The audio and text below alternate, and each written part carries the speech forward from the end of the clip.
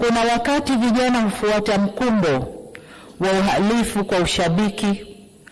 Ninatambua kwamba vijana wengi waliokamatwa na kushtakiwa kwa makosa ya uhaini hawakujua wanachokifanya. Nikiwa mama na mlezi wa taifa hili, ninavielekeza vyombo vya sheria na hasa ofisi ya mkurugenzi wa mashtaka kuangalia kiwango cha makosa yaliyofanywa na vijana wetu. Kwa wale ambao wanaonekana walifuata mkumbo na hawakudhamiria kufanya uhalifu, wawafutie makosa yao.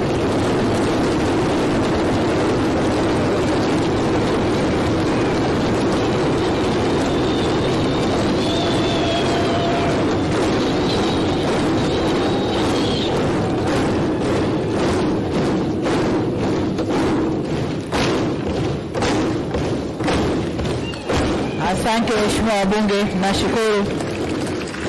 Waheshimiwa wabunge,